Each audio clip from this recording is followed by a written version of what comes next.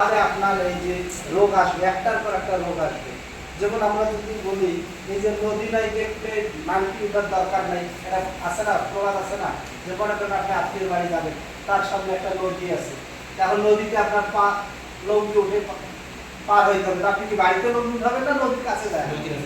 আমাদের খাবারের পজিশনটা যে এরকম, আমাদের বায়োসিন রোগ যাতে না আসে সেই প্রস্তুতি না নিয়ে আগেই মেডিসিন এক গাদা নিয়ে বাসায় যাবো, বুঝতে পেরেছেন? তো এই জন্য আসলে আমাদের খামারের আসলে লস হয়।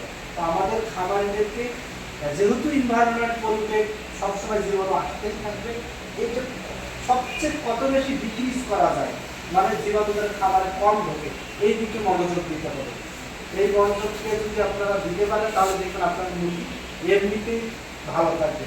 আর মুরগি যদি ভালো থাকে তাহলে আরেকটা চ্যালেঞ্জ হলো বিক্রি করা। আপনি একজন যে সাকসেসফুল মানে খামারি হবেন, প্রথমত যদি আমি বলি কয়েকটা জিনিস রাখতে হবে। এক নম্বরে হলো আপনার মূলধন রাখতে হবে। তো মাশাআল্লাহ আমাদের মূলধন সবাই আছে, মুরগি কিনে সম্পূর্ণতা আছে, আগের মতো নাই যে ডিলারের উপরেই নির্ভর করতেছি, ডিলারের মুরগি দিচ্ছে, বাচ্চা দিচ্ছে, আবার সে বিক্রি করতেছে, এরকম এখন তুলনামূলক কম, আগে ছিল বিশেষ করে। এরপরে দ্বিতীয়ত হলো আপনার অভিজ্ঞতা লাগবে, আপনার এক্সপিরিয়েন্স লাগবে। আপনার যদি অভিজ্ঞতা না থাকে, একটা মুরগির কী রোগ হয়, তার